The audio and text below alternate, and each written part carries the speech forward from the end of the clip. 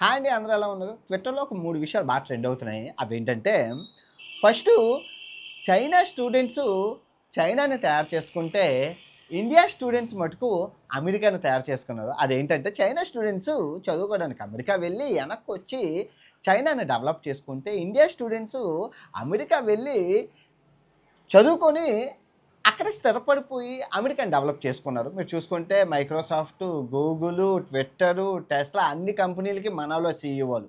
అదే నిదర్శనం.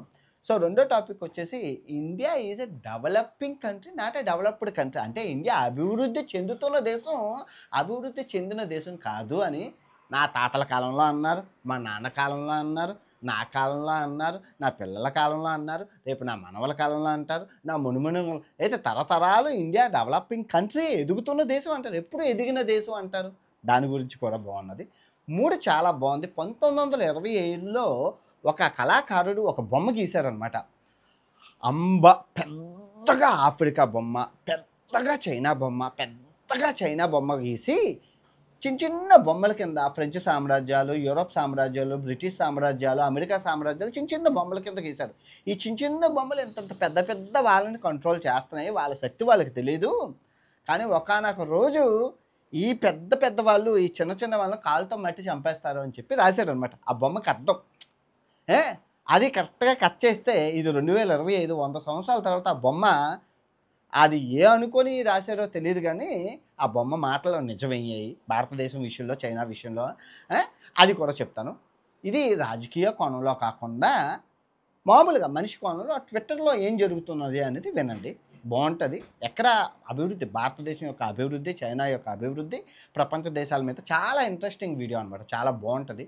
ఫస్ట్ ఒక లైక్ కొట్టండి. ముందుగా అందరికీ అడ్వాన్స్‌డ్ స్వతంత్ర దినోత్సవ శుభాకాంక్షలు. రేపే ఆగస్ట్ 15, ఈరోజు ఆగస్ట్ 14. ఓకే. ఫస్ట్ స్టార్ట్ చేద్దాం. ఫస్ట్ అయితే లైక్ కొట్టండి. ఫస్టు చైనా స్టూడెంట్స్ చైనాను తయారు చేసుకుంటే, ఇండియా స్టూడెంట్స్ అమెరికాను తయారు చేశారు. నిజమే కదా! ఇప్పుడు చైనాలో ఎడ్యుకేషన్ సిస్టమ్ ఎలా ఉంటదంటే, ఒక క్లాస్ రూమ్‌లో ఒక కుర్రోడు బాగా చదువుతున్నాడు అంటే గనక, వాడికి స్పెషల్ ట్రీట్మెంట్, స్పెషల్ కేరు, వాడికి సదుపాయాలు ఎక్కువుంటాయి.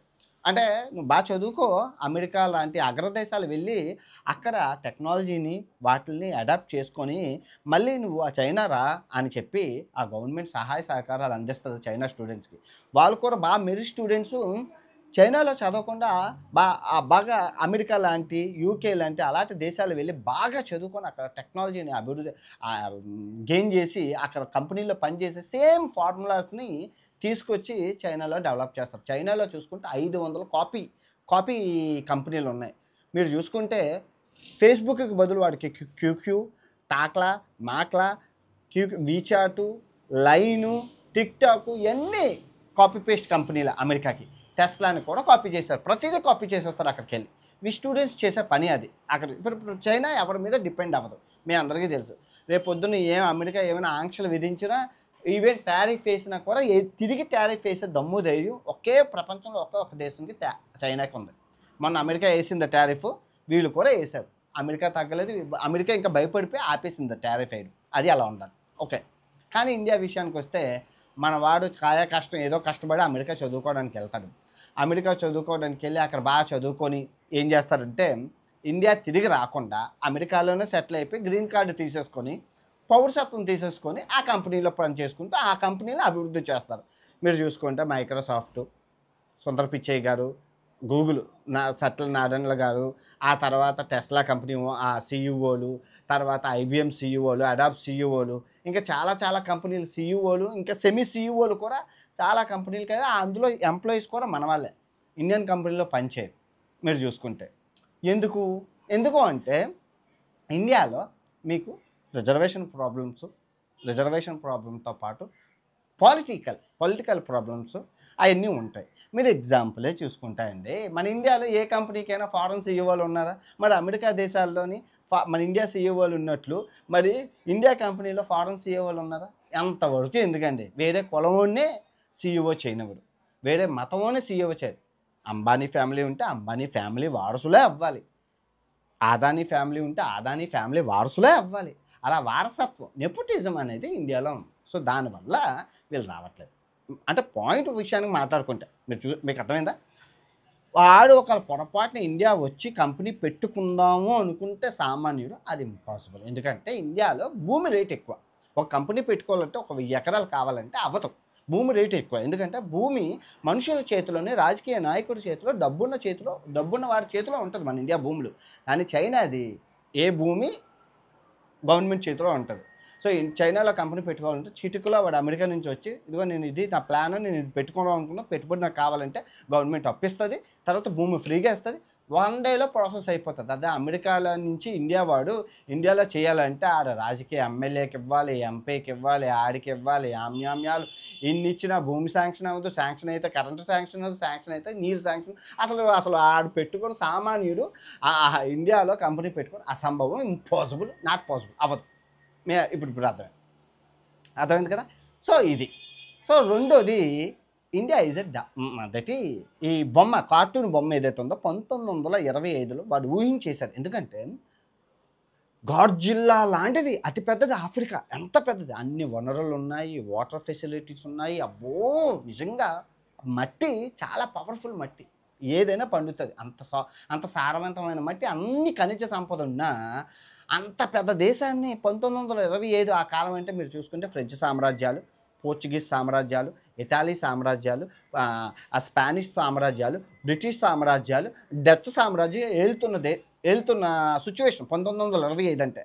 సో ఆ సిచ్యువేషన్ని అబ్జర్వ్ చేసి ఆ కళాకారుడు ఆ బొమ్మ గీశారు. ఆ తర్వాత చైనా ఎంత పెద్దదంటే ఆసియా చాలా పెద్దది. అంత చైనా కూడా బానిసత్వంలోనే ఉంది, ఆఫ్రికా బానిసత్వం. ఇంక ఇండియా సంస్కృతి సాంప్రదాయాలు, అభివృద్ధి, జీడిపి మన 1800 కాలం 1600 కాలంలోనే బంగారాలు వజ్రాలతో జీడిపిలో టాప్ నెంబర్ 1, ప్రపంచంలోనే నెంబర్ 1 కంట్రీని, అలాంటి కంట్రీని ఈ సామ్రాజ్యాలన్నీ బానిసలుగా చేశాయి, బ్రిటిష్ సామ్రాజ్యాలు బానిసలుగా చేశాయని చెప్పి ఆ బొమ్మ వేశారు. కానీ ఒకానొక రోజు ఈ 3 విజృంభిస్తాయి, అప్పుడు మీ చిన్న చిన్న సామ్రాజ్యాలు గాల్లో కొట్టుకుపోతాయని వేశారు, ఊహించేశారు 1925లో. కానీ 2025 వచ్చేసరికి అది నిజమైంది. First China. నిజంగా చైనా స్వతంత్రం 1949 మన తర్వాత వచ్చింది. మనకు 2 సంవత్సరాల తర్వాత 49లో వచ్చింది. కట్ చేస్తే 70 సంవత్సరాల్లో మొత్తం తుకాటకా అయిపోయి ప్రపంచ జీడిపిలో 2వ స్థానంలోని ప్రపంచాన్ని శాసించే రేంజ్కి వెళ్ళింది. ప్రపంచం అదే వాళ్ళ మీద ప్రపంచం ఆధారపడుతుంది. చైనా కనుక కట్ చేసేస్తే ఎక్స్పోర్ట్స్ ఇంకా ప్రపంచం స్తంభించిపోయేటట్టు చేసుకుంది. నిజంగా చేసింది కదా, ఆ చరిత్రకారు చెప్పింది నిజమైంది కదా. ఇంకా ఇండియా విషయానికి వస్తే మనం ఎక్స్పోర్ట్స్ ఇంపోర్ట్స్ పక్కన పెడితే మనం మేధస్సు, సాఫ్ట్వేర్ని, టీచింగ్ని, హాస్పిటల్ డాక్టర్స్ని ప్రపంచ దేశాలకి మనం ఇచ్చాం. మనం విద్యావంతుల్ని ప్రపంచ దేశాలకు పరిచయం చేసాము. ఇప్పుడు మీరు చూసుకుంటే అన్ని కంపెనీల్లో సీఈఓలు కానీ, పెద్ద పెద్ద కంపెనీల్లోని విదేశాల్లో ఎన్ఆర్ఐలు మనదే హవా, మీ అందరికీ తెలుసు. 197 దేశాల్లో మన వాళ్ళు ఉన్నారు. సో అది గ్రేట్. ఇంకా ఆఫ్రికా విషయానికి వస్తే ఇంకా అవ్వలేదు, మేబీ ఇన్ఫ్రంట్ ఇంకా ఫ్యూచర్లో అవ్వచ్చు. కానీ ఈ ఇద్దరు అయితే విజృంభించారు. చైనా ఫస్ట్, తర్వాత ఇండియా. బాగుంది, ఆ ఫోటోకి అర్థం అదనమాట. బాగుంది నిజంగా.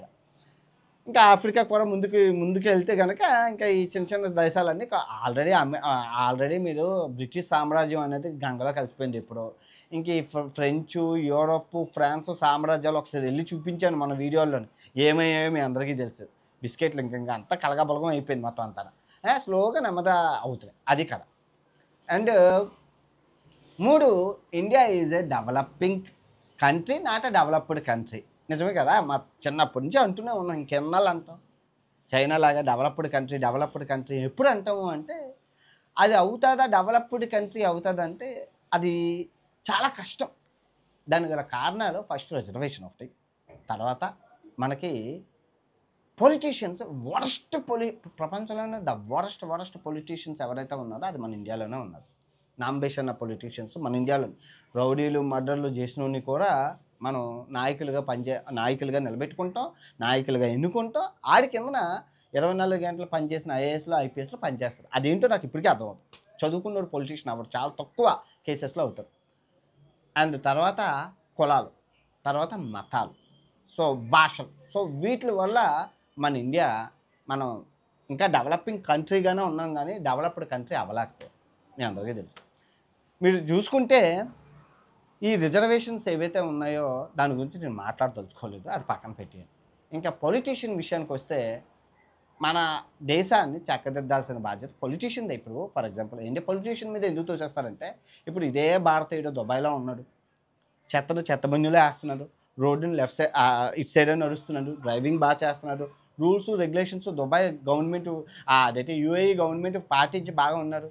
మరి అక్కడ ఉన్నాడు ఏమైనా విద్యావంతుడు అంటే నార్మల్ లేబర్ కూడా ఉన్నారు కదా, వాళ్ళు కూడా పాటిస్తున్నారు కదా, చదువులేని వాళ్ళు కూడా తెలుసుకొని విని పాటిస్తున్నారు. అక్కడ ప్రాబ్లం ఎక్కడి నుంచి వచ్చింది? వ్యవస్థ.